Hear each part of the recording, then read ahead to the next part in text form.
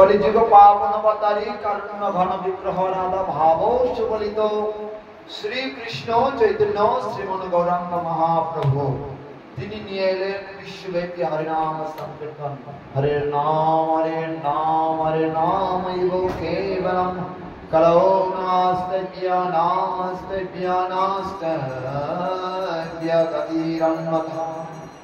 কলিযুগে বা কলিকালে হরিনাম বিনা আর কোন গতি নাই, গতি নাই, গতি নাই। তাহলে কলিকালে একমাত্র হরিনাম দ্বারা যদি উদ্ধার হয়ে যায়, আমাদের কেন উদ্ধার হচ্ছে না? দেখুন, এই জগৎ সংসারে আমরা হরিনাম করতে করতে অন্য চিন্তা যদি করি, তবে ওই হরিনামের ক্রিয়া নাম হবে কিন্তু ক্রিয়া হবে না। এই ক্রিয়া বলতে বোঝানো হয়েছে ফল। ক্রিয়া শব্দের অর্থ তো কাজ, কিন্তু এখানে ক্রিয়া শব্দের অর্থ শাস্ত্রকার ফল দিলেন, যে হরিনামের যে ফল, সুপরিপক্ক ফল, সেই ফল আমরা লাভ করতে পারি। তাই নামের প্রতি রুচি থাকা চাই। কেননা কলিযুগের ধর্ম হয় হরিনাম সংকীর্তন। এত ধরতে অবতীর্ণ আমার শ্রী শচীনন্দন। শচীনন্দন আমার গৌর হরি কলিকালে শুধুমাত্র একটা জিনিস নিয়ে আসলেন, সেটা হচ্ছে মহানাম, মহামন্ত্র হরে কৃষ্ণ কৃষ্ণ কৃষ্ণ হরে হরে, হরে রাম রাম রাম হরে হরে। তাই তো কলিকালে নাম রূপে কৃষ্ণ অবতার। কি বলছেন? একমাত্র অন্য কোন ধর্ম কইলে নাহি হয় পার। কেন বলা হয়েছে কলিকালের নাম রূপে কৃষ্ণ অবতার এলেন? অর্থাৎ নামের মাধ্যম দ্বারাই কেবল আমরা পার হতে পারব। এই নাম কি? হরিনাম, হরে কৃষ্ণ। কি আনুগত্যে ভজন করা চাই? এই নাম কিভাবে নিতে হবে? গুরু আনুগত্যে। শ্রী গুরু মহারাজের হাত থেকে জপমালা নিয়ে বা শিক্ষা গুরু মহোদয়ের হাত থেকে জপমালা নিয়ে ভজন করতে হবে। আমার ওইভাবেই শিক্ষা গুরু ধরতে হবে যে শিক্ষা গুরু অত্যন্ত ভজনশীল। কেননা ভজনশীল যদি না হয়, তথাপিও আমাদের নিজের ভজন হবে না। বলছেন কেন? আপনার কাছে যদি 100 টাকা থাকে, তবে আমি চাইলেই না আপনার কাছে 50 টাকা পাবো। 90 টাকা, 99 টাকা, 100 টাকাই আপনি দিবেন। কিন্তু আপনার কাছে যদি শূন্য থাকে, শূন্য থেকে তো শূন্য যদি কারো কাছে থাকে, তার কাছে তো চাওয়া যায় না, সে তো দিতে পারে না। তাই যিনি নিজে ভজন করেন গুরু আনুগত্যে, তার কাছ থেকে জপমালা নিতে হয়। জপমালা তিনি শোধন করে, তিনি ওই জপমালায় কিঞ্চিত জপ করে যদি দিয়ে দেন, তবে তার ক্রিয়া শক্তি দ্বিগুণ হয়ে যায়। বলো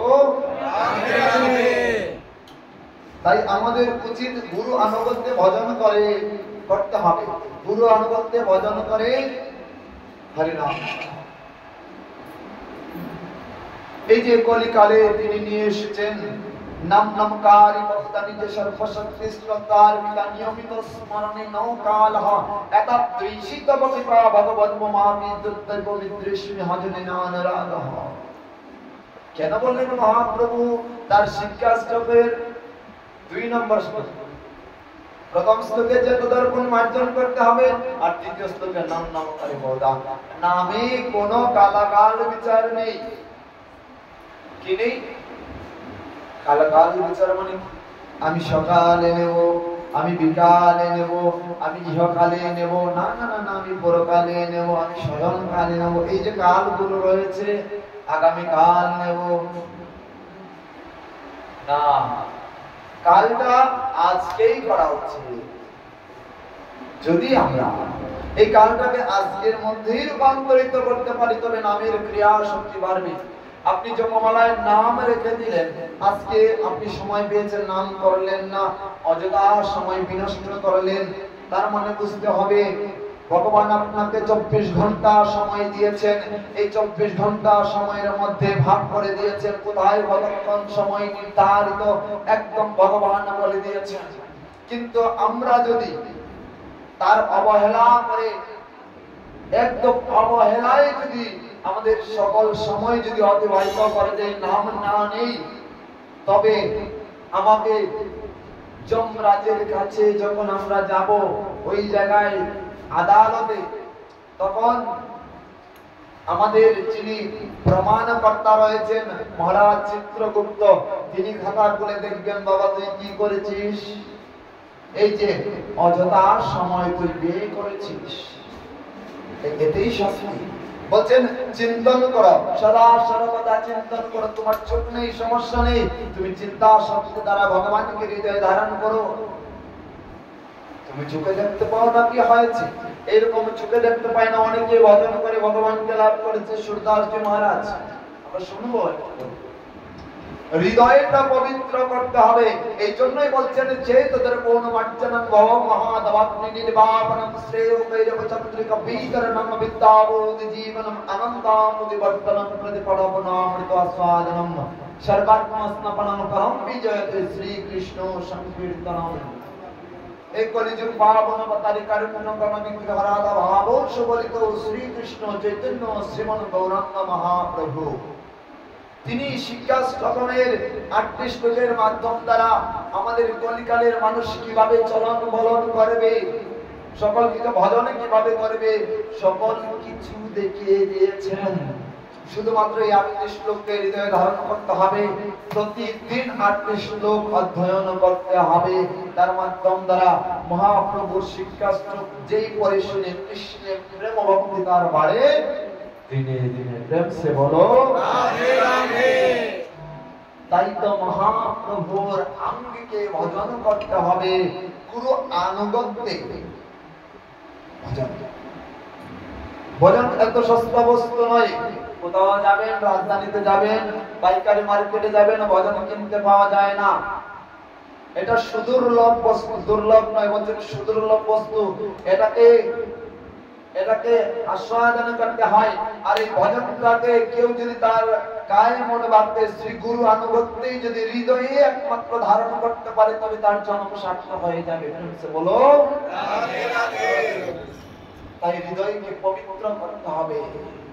এই জন্যই বলছেন চেত দর্পণ মার্জন ভব মহাদবাগ্নি নির্বাপন, চিত্তরূপ দর্পণকে মার্জন করতে হবে। যদি মার্জন করতে পারেন, তবে মার্জন করতে পারলেই কেবল আপনি সার্থক, আপনার ভজন সার্থক, হরিনাম সার্থক।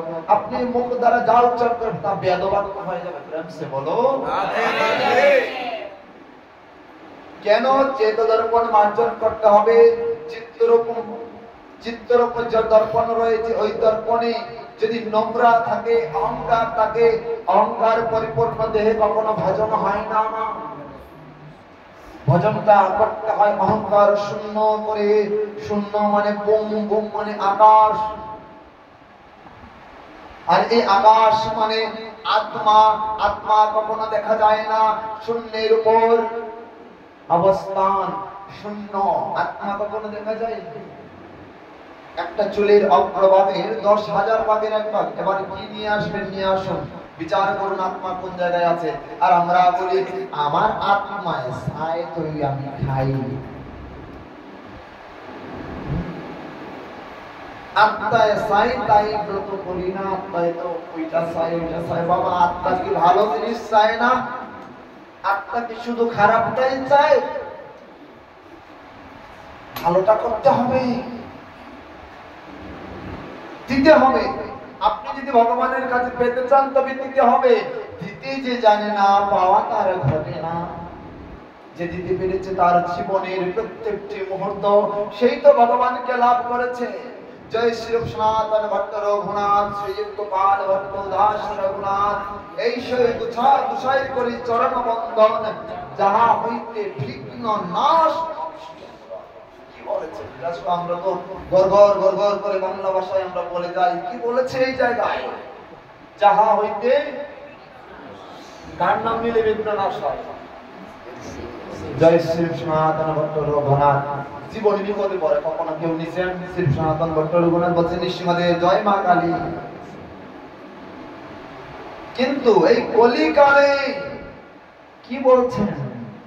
কি তত্ত্ব লুকিয়ে আছে। জয় শ্রীরূপ সনাতন ডক্টর রঘুনাথ সর্বস্বামী শ্রীপাদ পদ্ম, তাদের নাম নিলে আমাদের বিঘ্ন বিনাশ হয়ে যায়।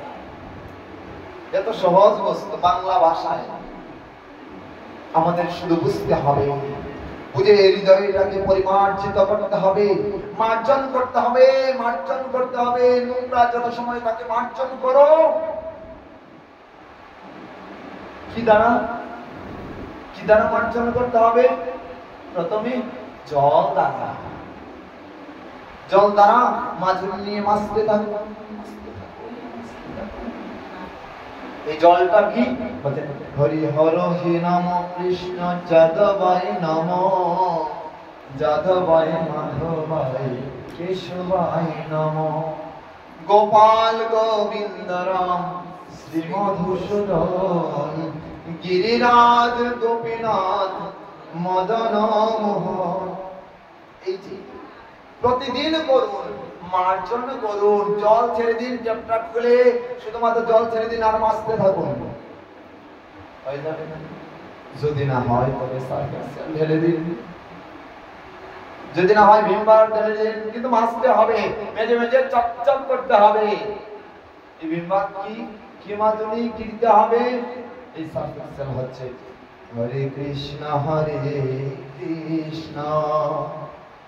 কৃষ্ণ কৃষ্ণ হরে হরে, হরে রাম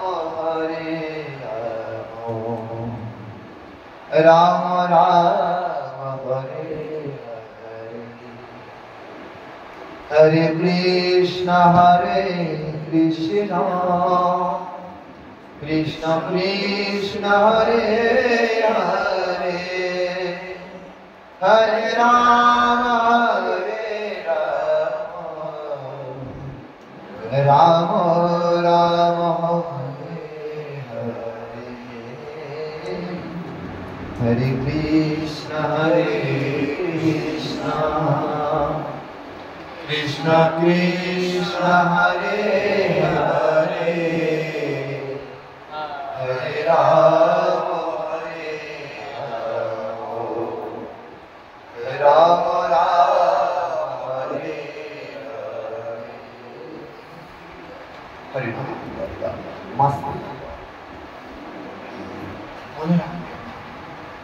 অহংকার পরিপূর্ণ দেহে কখনো ভজন হয় না।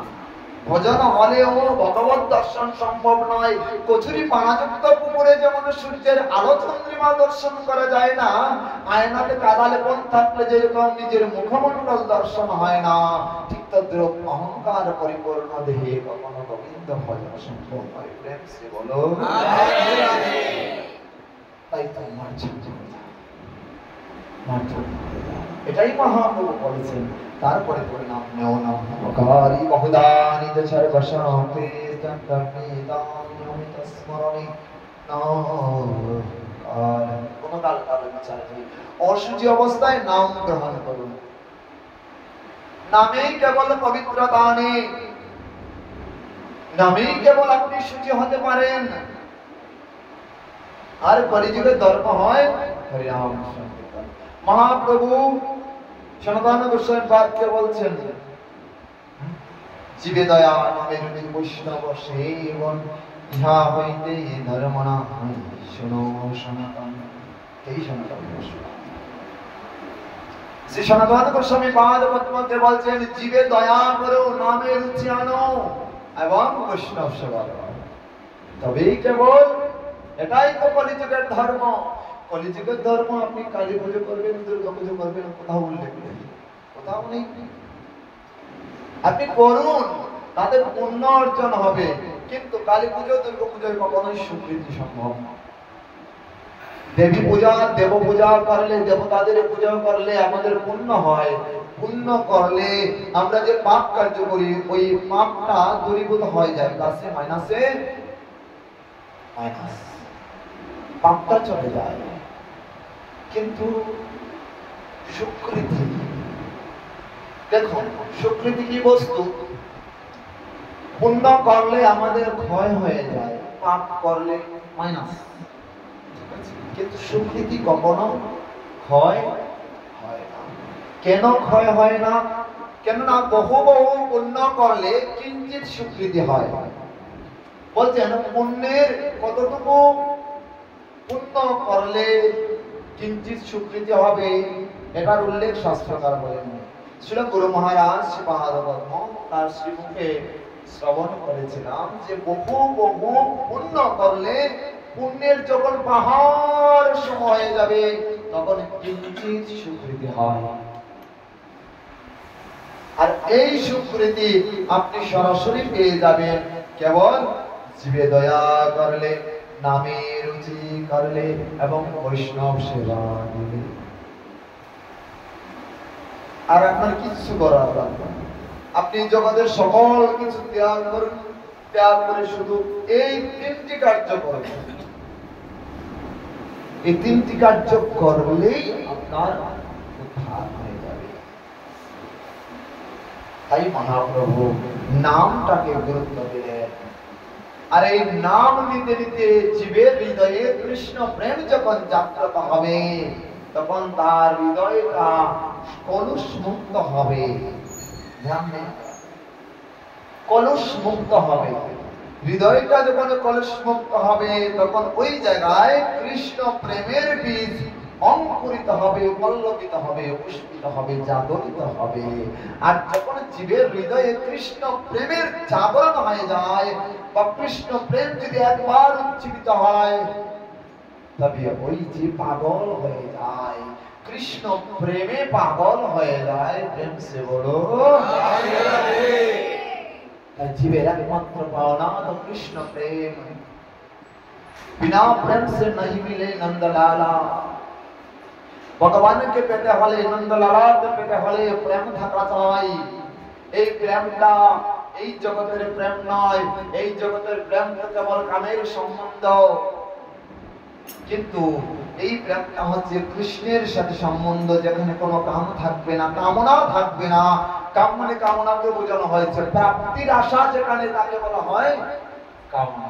ধ্যান দেব, পাওয়ার আকাঙ্ক্ষাকে, পাওয়ার ইচ্ছাকে কামনা বলা হয়েছে। আর আপনি যদি প্রাপ্তি ইচ্ছা বা কামনা করেন, যেমন প্রাপ্তির ইচ্ছা নেই, তার মানে এটা প্রেম। আর ভগবানের কাছে তো আমরা বিশেষ করে কামনাই করতে আগ্রহী হই। প্রেম সে বলো আমার ওটা চাই, আমার ওইটা চাই, আমার এসএসসি পরীক্ষায় পাস চাই, আমি যেন ইডেনে চান্স পাই। এই যে বিভিন্ন বিভিন্ন কামনা ভগবানের কাছে চাইতেই আছি, চাইতেই আছি, চাইতেই আছি। কিন্তু আমি কি দিয়েছি? নিজেকে প্রশ্ন করি, উত্তর নিজের কাছে। যেখানে সমস্যা ওই জায়গায় সমাধান। নিজের হৃদয়কে একবার প্রশ্ন করেছি কখনো যে আমি কি দিয়েছি ভগবানকে? কি দিয়েছি? দূরে থাক। শ্রী গুরুদেব, শ্রী গুরুদেবকে কি দিয়েছি? কিছুই দিতে পারিনি।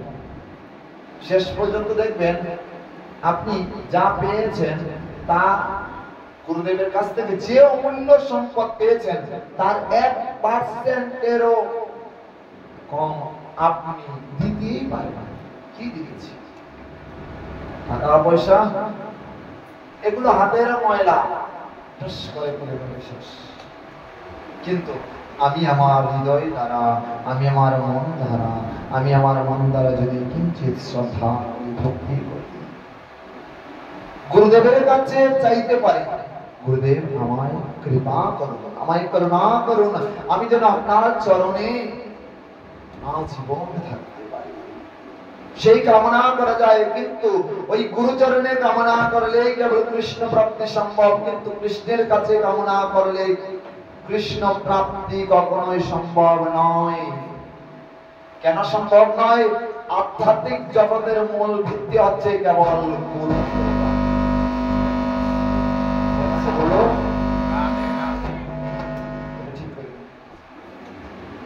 আধ্যাত্মিক জগতের মূল ট্রিটমেন্টই হচ্ছে কেবল গুরু কৃপা। গুরু কৃপা is the main foundational spiritual development.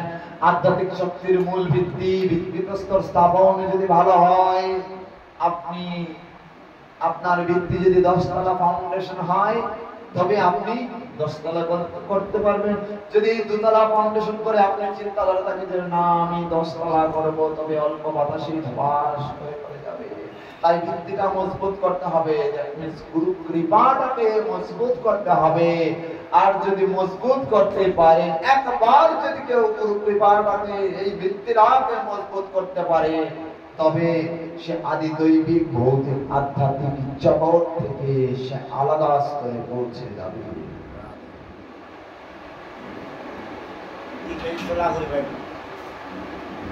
তাই আমাদের প্রয়োজন গুরু কৃপা। আমি বারবার বলি পাঠের মধ্যে, আপনারা জানেন বিভিন্ন পোস্টের মধ্যে আমি দিই যে নিজ নিজ গুরু আঙ্গিকে ভজন করা উচিত, শ্রী গুরু আজ্ঞা অনুসারে ব্রত পালন করুন। আজকে আমাদের একাদশী, আগামীকাল আপনারা হতে পারে আপনার শ্রী গুরুদেব যদি আগামীকাল বলে দেন গুরু বাক্য ব্রহ্ম বাক্য সার, একদম আপনি ওইভাবেই নিবেন যে আজকে অমুক করলো, কালকে আমি করব, এটা না। কিন্তু আপনি যদি মনে করেন শ্রী গুরুদেব কোন ভুল হতেই পারে, যদি মনে করেন যে শ্রী গুরুদেব কোনো কিছু ভুল বলেছেন বা ভুল কিছু করেছেন, আপনি শাস্ত্রভাগে অধ্যয়ন করবেন। গুরুদেবের উপর ওই সময় ওই কথাই ভিত্তি না করে আপনি শাস্ত্রটাকে অধ্যয়ন করুন। আর শাস্ত্র অধ্যয়ন করলে কেবল সঠিক সিদ্ধান্তে আপনি উপনীত হতে পারবেন। প্রেম সে বলো, জোর সে বলো, হাত করে করে বলো জয় শ্রী রাম। তাই তো পবিত্র হৃদয় নিয়ে শ্রী গুরু আঙ্গিকে ভজন করা উচিত। সুরদাসজি মহারাজ জন্মান্ধ ছিলেন, তাই তো নাম শুনেছেন? সুরদাসজি মহারাজ জন্ম থেকে অন্ধ ছিলেন। তিনি জন্মান্ধ তাকে বলা হয়। তিনি কখনো চোখে দেখতেন না এবং তার ভজনটা ছিল একদম মন দ্বারা, হৃদয় দ্বারা। তার হৃদয়ের মধ্যে কৃষ্ণকে নাম দ্বারা তিনি গেঁথেছিলেন। তার হৃদয়ে একদিন তিনি ভাগবতীয় কথা কীর্তন শ্রবণ করছেন গোস্বামী পাদের কাছ থেকে। মথুরায় ভগবানের কথা হচ্ছে সেই জায়গায়। সুরদাসজি মহারাজ ভাবলেন যদি একবার মথুরায় গিয়ে ভগবানকে দর্শন করতে পারতাম, তবে হয়তো আমার জীবন সার্থক হতো। যদি আমি মথুরা ধামে গিয়ে সে ভগবানের সেই লীলা দর্শন করতে পারতাম, তবে আমার জীবন পরিপূর্ণ হতো, এই মানব জীবন সার্থক হতো। মনে রাখবেন ভক্তবৃন্দ, শুধু মথুরা নয়, গয়া কাশী বৃন্দাবন, যদি কেউ মনে মনে বাসনা করে যে আমি একবার বৃন্দাবনে যেতে চাই, এই বাসনা নিয়ে যদি সে মারা যায়, তথাপি পরবর্তীতে সে বৃন্দাবনে জন্মগ্রহণ করবে কোনো না কোনো করে। সে বলো শাস্ত্রীয় সিদ্ধান্ত। সুরদাসজি মহারাজ তার হৃদয়ের মধ্যে ভগবানের যে দর্শন, সেই দর্শনকে জাগরিত করছেন। হে ভগবান, দেখা দাও, হে মধুসূদন,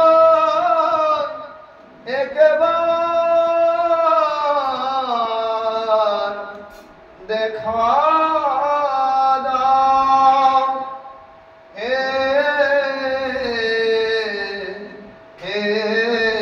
দীনবন্ধু, একবার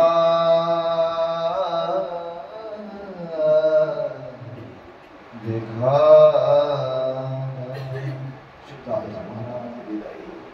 কৃষ্ণ প্রেমের যে আকুতি, যে কামনা, সেই লালসায় তিনি অন্ধ হয়েও তিনি একটি লাঠিকে ভর করে তিনি ছুটে চলে। তাই যাবে তার গন্তব্য মথুরা। মথুরা গন্তব্যের দিকে তিনি রওনা হয়েছে। লাঠি দ্বারা আস্তে আস্তে যায়। আর কাউকে যদি কোনো কথা শুনতে পায় তবে বলে মথুরা কত দূর গো, মথুরা কত দূর। মথুরা কত দূর? সুরদাসজি মহারাজ বলছে না, ওই তো সোজা, তুমি যেদিকে আছো একদম সোজা চলে যাও। যেতে যেতে যেতে যেতে আরেকজন ভক্ত পেয়েছে, ভক্তকে দেখছে শুধু ওই সুরদাসজি মহারাজের শ্রীমুখে শুধু কৃষ্ণ কৃষ্ণ কৃষ্ণ কৃষ্ণ নাম, শুধু বলছেন কৃষ্ণ কৃষ্ণ কৃষ্ণ কৃষ্ণ কৃষ্ণ কৃষ্ণ কৃষ্ণ হে কৃষ্ণ কৃষ্ণ কৃষ্ণ কৃষ্ণ কৃষ্ণ কৃষ্ণ কৃষ্ণ হে কৃষ্ণ কৃষ্ণ কৃষ্ণ কৃষ্ণ কৃষ্ণ কৃষ্ণ কৃষ্ণ হে কৃষ্ণ কৃষ্ণ কৃষ্ণ কৃষ্ণ কৃষ্ণ কৃষ্ণ কৃষ্ণ হে।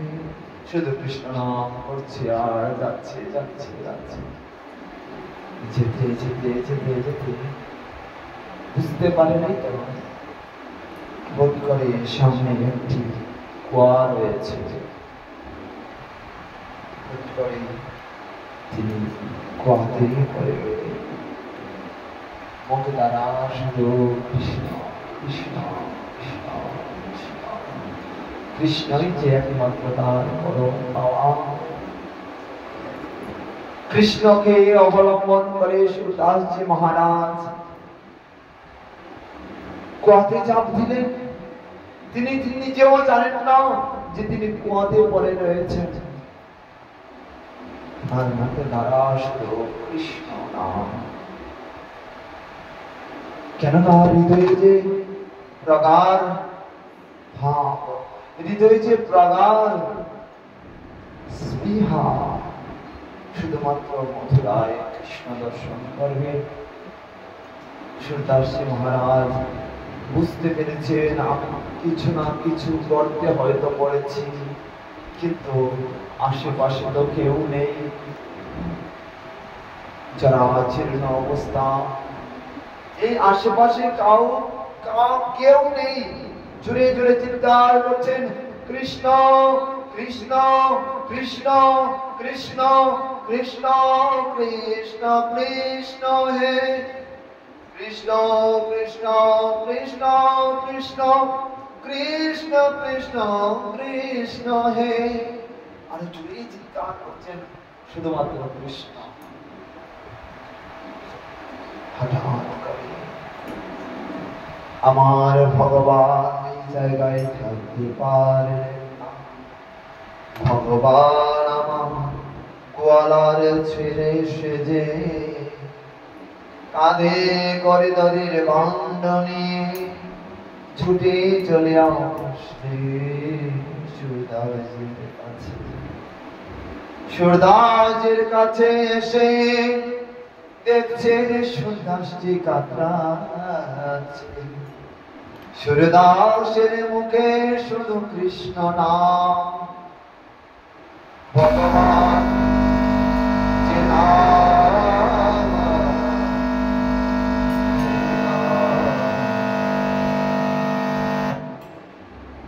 যে নাম ভগবান শ্রবণ করেছে, সে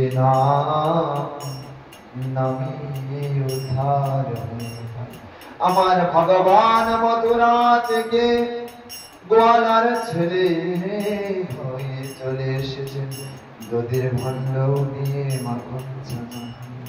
সুরদাসজিকে রাখছেন, কে তুমি, কে তুমি? সুরদাসজি হাত দিয়েছে, বলছে কে? ভগবান বলছেন আমি ওই পাশ দিয়ে যাচ্ছিলাম, হঠাৎ করে আপনার মুখে একজন ভক্তের মুখে কৃষ্ণ নাম শুনতে পেরেছি, তাই ছুটে এসে দেখি তুমি কুয়াতে ছাপ দিয়েছো। কুয়াতে পড়ে গেলে কিভাবে? বলছে আমার ইচ্ছে রয়েছে আমি মথুরায় যাব ভগবানকে দর্শন করতে। আমি ভগবানকে দর্শন করতে মথুরায় যাব, কিন্তু আমি পথের মধ্যেই পড়ে রয়েছি, আমায় একটু কৃপা করে তুলো। আমার ভগবান নিজ হস্তে তার ভক্তকে তুলে পারের মধ্যে রেখে দিল ভগবান আমার ভক্তির সাথে কথা ভগবান বলছেন তুমি মথুরায় যাবে মথুরায় যেতে চাও সুদাস বলছেন কে তুমি বলছে আমি গোয়ালার ছেলে আমি দধি মাখন ছানা বিক্রি করি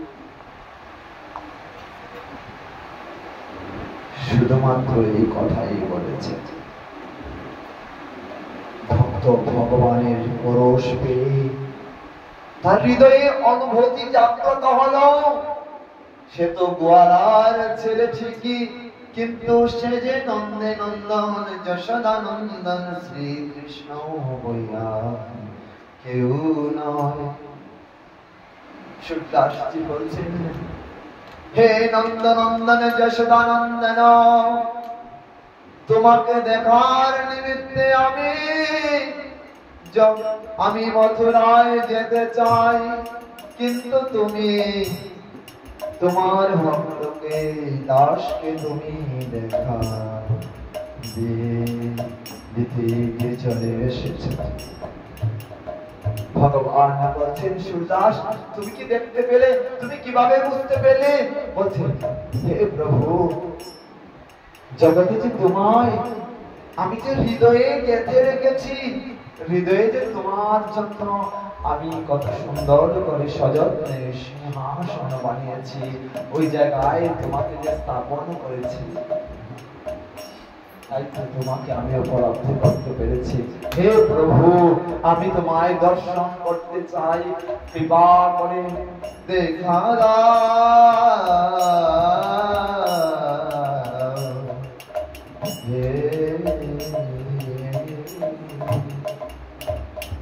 দেখা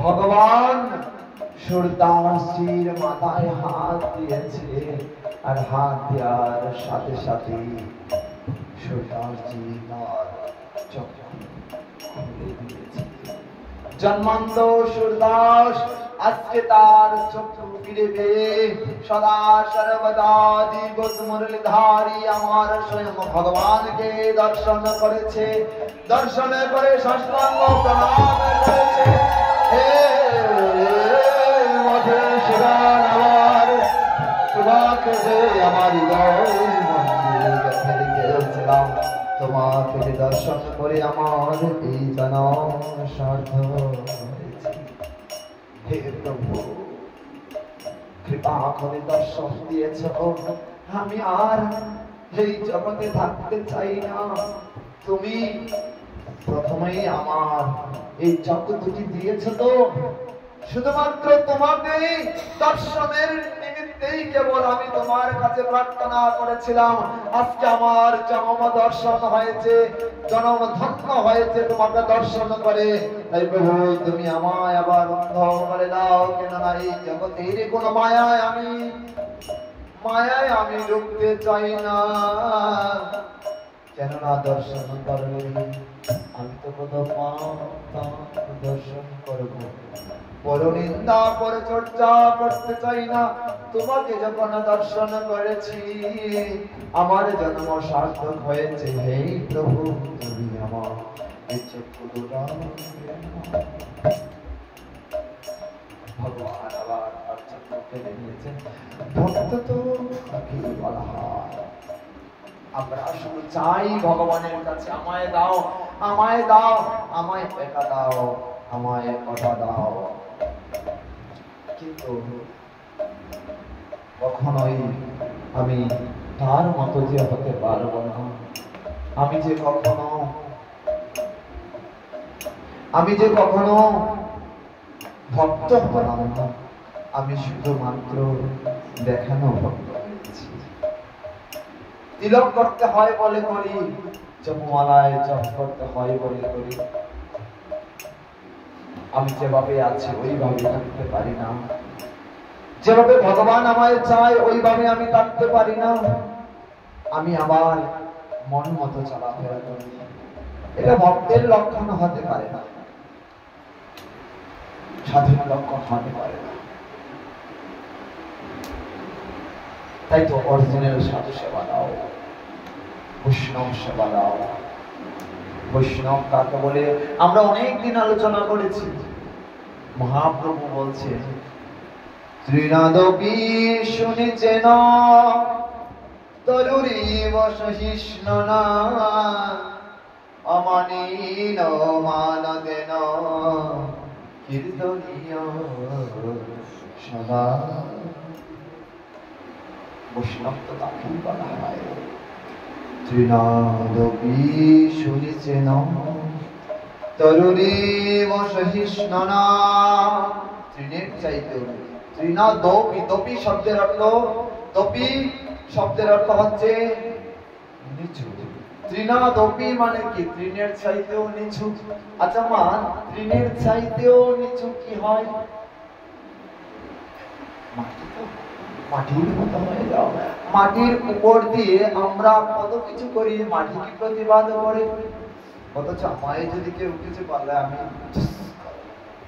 সর্বের ন্যায় তার মানে আমি কখনোই বৈষ্ণব হতে পারলাম না।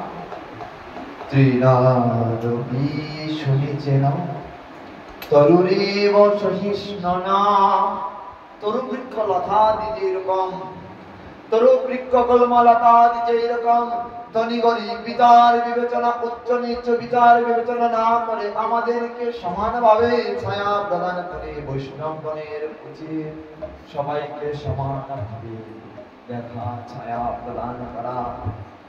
কেননা বৈষ্ণবের মন তো মাখনের মতো, ফ্রিজে রেখে দিন চাকা হয়ে যায়, তাই তো চাকা হয় না?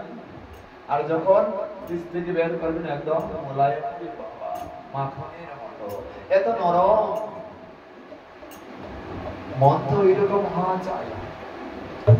ভজন তো তখনই হয়। আর যদি মনে করি যে আমার বউ তো ভজন করছে, আমার ভজন করতে হবে না, আমার বউ তো বৈষ্ণবী আছে, আমি উদ্ধার হয়ে যাবো, জীবনে হবে না। মনে রাখতে হবে এই বিষয়টা, ধ্যান দিই আমরা।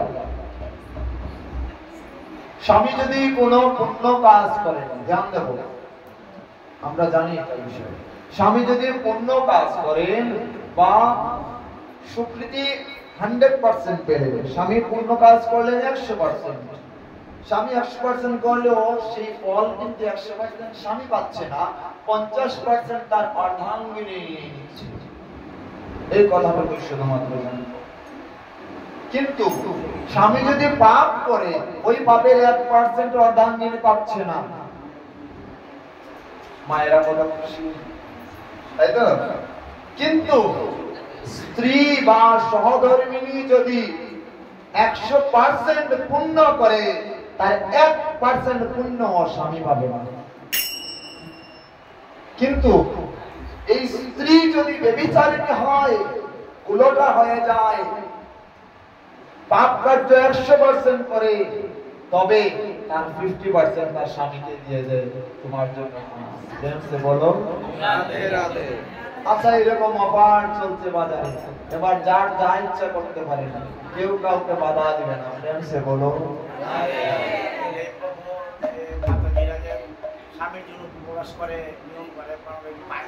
আচ্ছা, স্বামীর জন্য উপবাস আপনারা কি করেন? স্বামীর জন্য উপবাস করে কোনো লাভ নাই, কোনো লাভ নাই স্বামীর জন্য উপবাস করে। কেননা আপনাদের কোনো পুণ্যই আপনার স্বামীকে দীর্ঘায়ু করতে পারবে না। একমাত্র স্ত্রী বা সহধর্মিণীর সিঁদুর এবং ঘুমটা, এই দুইটা জিনিস স্বামীর আয়ু এই বাড়িয়ে দেয়। ধ্যান দেব, সিঁদুর এবং ঘুমটা, সিঁদুরটাকে ঢেকে রাখতে হবে, তবে স্বামীর আয়ু বাড়বে। আর যদি মনে করি যে না, রাজত্ব তো আমার, হ্যাঁ, তাহলে তাড়াতাড়ি সিঁদুর মুছে দিন আর ঘুমটা ছাড়াই চলাফেরা করেন, তাতে কিছু আসে যায়। স্বামী তাড়াতাড়ি চলে যাবে তার ধামে, আর আমি তো রাজা হয়ে যাব। মনে রাখতে হবে নারী যদি ঘরের প্রধান হয় তবে সংসার ধ্বংস হয়, পুরুষ যদি প্রধান হয় সংসার সুন্দর হয়। প্রেম সে বলো, আরে চুপতে বলো। তাই তো পুরুষকে গুরুত্ব দিতে হবে, তার গুরুত্ব থাকা চাই। তিনি হচ্ছে প্রধান, মনে রাখতে হবে স্বামী সেবাই হচ্ছে প্রধান। আমরা শুনবো পরবর্তীতে, এই জন্য প্রতিদিন পাঠে আসে কত কিছু আলোচনা হয়। প্রতিদিন কি একটি বিষয়ে আলোচনা করি আমরা? অনেক অনেক অনেক অনেক বিষয়ে আমাদের আলোচনা রয়েছে। যাই হোক, তাই স্বামী স্ত্রী উভয়ে বলেছেন শাস্ত্রে ভজন এবং ভোজন। কি বলেছি? ভজন মানে কি? ভজন মানে কি? গীতা পাঠে যাও, ভাগবত পাঠে যাও, ভাগবত শাস্ত্র ইত্যাদি অধ্যয়ন করা, গুরু নাম নেওয়া, এগুলো স্বামী স্ত্রী একসাথে করতে, এবং ভোজন বা প্রসাদ পাওয়া একসাথে স্বামী স্ত্রী করলে এটাতে সংসারে উন্নতি হয়, সংসারে সুখপ্রদ হয়, সংসার সুখের হয় যদি স্বামী এবং স্ত্রী কৃষ্ণ ভক্ত হয়। আর যদি স্বামী স্ত্রী দুজনেই যদি কৃষ্ণ বিদ্বেষী হয় তাহলে তো অবস্থা বারবার হয়ে যাবে। আর যদি স্বামী কৃষ্ণ ভক্ত হয় আর স্ত্রী যদি বিদ্বেষী হয়, কৃষ্ণ বিদ্বেষী হয়, তবে স্বামীর ক্ষমতা আছে ওই স্ত্রীকে ওই লাইনে নিয়ে আসা। স্বামী যদি 3 দিন ঘরে চাল না নিয়ে আসে, তবে স্ত্রী কোন জায়গায় যাবে? কোন স্বামী আছে তারা? কোন স্বামী আছে? আর যেটা আছে ওইটার নাম হচ্ছে আসামি। কিন্তু সবাইকে বলছি যে স্বামীকে ভজন করতে হবে। ভজন এবং ভোজন দুজন একসাথে করতে হবে, এটা হচ্ছে প্রধান। কিন্তু স্বামী, আবারও বলছি যে স্বামীর কল্যাণ হলে বা স্বামী যদি পূর্ণ করেন এটা স্ত্রী পাবেন অর্ধেক। কোনো কাজ করতে হবে না, স্ত্রীকে এমনিতেই পেয়ে যাচ্ছে বোনাস। আর স্ত্রী যদি পাপ কার্য করে তার অর্ধেক বোনাস হিসেবে স্বামী পাবে, কিন্তু পূর্ণ পাবে না। তার মানে স্বামীকে করতে হবে অনেক অনেক বেশি স্ত্রীর চাইতে। এই জন্য যেমন জানি কানি চ পাপানি ব্রহ্ম হত্যাধিকানি চ তানি তানি প্রণশ্যন্তি প্রদক্ষিণা পদে পদে। এটা কিসের মন্ত্র? সুরে বলেন না কেন? বলছি স্বামীরা যদি কাজ না করে তাহলে সংসার চলবে না। তাহলে এখন যদি আমি প্রতিদিন সময় দিতে চাই প্রতিদিন ধরে, কিন্তু আমার ব্যবসা কোনো নাই। এটার সমাধান শাস্ত্রকার স্বয়ং বলে দিয়েছেন যে স্বামী স্ত্রীর কি কর্তব্য। এটা আমরা কালকে শুনবো আমার বাসায়, এই বিষয় নিয়ে বিস্তারিত আমরা শুনবো। স্ত্রীর কর্তব্য কি, স্বামীর কর্তব্য কি, ভাগবতে কপিল দেব দেবহূতি সেই সংবাদ কি বলা হয়েছে, কি উপদেশ দিচ্ছেন, সেই বিষয়ে জানবো আগামীকাল। আজকে তো সময় অল্প, তাই কথা একদম করে নিচ্ছি স্বল্প। তা ভক্তবৃন্দ, যে বিষয়ে বলতে চেয়েছি, তাই ভক্তিটাকে অর্জন করতে হবে। বলতেন জানি কানি চো পাপানি, মানে জেনে না জেনে যদি কেউ পাপ কার্য করে, ব্রহ্ম হত্যাধিকানি চ, ব্রহ্ম হত্যাদির মতো যদি পাপ কার্য করে তাকে তানি তানি প্রণশ্যন্তি, তবে প্রতি পদে পদে প্রদক্ষিণা পদে পদে সকল পাপ বিলীন হয়ে যায়। সে বলো কাকে প্রদক্ষিণ করে? বৃন্দাদেবী বা তুলসী মহারানীকে। তার মানে প্রতিদিন 4 বার, কয়বার? বৃন্দা দেবীকে 4 বার। আর আমার সিদ্ধান্ত অনুসারে বাবাদের 8 বার প্রদক্ষিণ করা উচিত। প্রত্যেক তো মানিয়ে নিচ্ছে, আমারটা যদি শিথিল রাখতে চাই, বুঝি যদি জায়গায় রাখতে চাই, তবে 8 বার করতে হবে। প্রেম সে বলো। চলুন পাহাড়ি ঠেকা, পাহাড়ি ঠেকা হবে, পাহাড়ি ঠেকা। তাই ভক্তবৃন্দ, ভজনটা বাড়াতে হলে দুজনে একসাথে ভজন করতে হবে, একসাথে ভজন করতে হবে। আর বিশেষ করে মায়েরা বাবারা সবাইকে বলছি, সাপ্তাহিক যে পাঠ হয় সেই পাঠেও আমাদের সহযোগ করা উচিত। জীবে দয়া নামের একটা বিষয় আমাদের মন্দিরে তো যে বিষয়টা একটু যেটা বলছি, মন্দিরে তো কোনো ইনকাম নেই, আছে মন্দিরে কোনো জমি বা কোনো কিছু আছে, কিছুই নেই। তার মানে ভক্তরা যা সেবা দিচ্ছে তার মাধ্যম দ্বারাই কিন্তু মন্দিরটা চলে। এমনকি কন্টিনিউ আমাদের মন্দিরে অনেক অনেক ভক্তগণ প্রসাদ পাচ্ছেন, তারাও সহযোগ করছেন। এর মাধ্যম দ্বারা অনেক অনেক ব্যয় রয়েছে, প্রায় লক্ষ টাকার মতো প্রতি মাসেই চলে যায় ব্যয় মন্দিরে। এই অর্থগুলো কোথা থেকে আসে? যদি ভক্তরা না দেয় তবে হ্যাঁ। অনেকে আবার প্রতি মাসে দিচ্ছেন ভক্তবৃন্দ, অনেকে আবার প্রতি মাসে দিতে পারছেন না। দেখুন, যার যতটুকু সামর্থ্য আছে, আমি আমার মেয়েকে ছেলেকে পড়াতে পারি লক্ষ লক্ষ টাকা খরচা করে, অথচ ভগবানের মন্দির শ্রী গুরুদেবের মন্দিরে কি আমার প্রতি মাসে 1000 টাকা খরচ করতে পারি না? বেতন বাড়িয়ে দিল কলেজের অধ্যক্ষ, 35,000 জায়গায় 36,000 বা 38,000 বা 50,000 করে দিল। ওই জায়গায় কিন্তু আমি ঠিকই বেতন দিতে পারছি। আমি যখন অসুস্থ হয়ে যাই তখন ঠিকই আমি থেরাপি দিতে পারি, ওই জায়গায় খরচ করতে পারি। কিন্তু মন্দিরে যদি আমি প্রতি মাসে এটা সম্পূর্ণ অনুষ্ঠান বেঁধে রেখে আলাদাভাবে, যে আমার এটা রুটিন, প্রতি মাসে আমি সারা মাসে আমার যদি একসাথে 1000 টাকা দিতে কষ্ট হয়, তবে আমি সপ্তাহে 250 টাকা করে আমি কি করব? সপ্তাহে মাত্র 250 টাকা, তার মানে একদিনে কত টাকা হলো? কত হলো? 60 বা 65 বা ওই রকম, ঠিক আছে? এই রকম করে যদি কেউ আমরা নিজে কোন জায়গায় রাখতে পারি আর প্রতি মাস শেষে ওইটা মন্দিরের কাছে দিয়ে দেই বা মাসিক সেবাটা আমরা দিয়ে দেই, সেই ক্ষেত্রে মন্দিরও সুন্দরভাবে চলবে আর ভক্তবৃন্দরাও আনন্দে প্রবচন শ্রবণ করতে পারবে।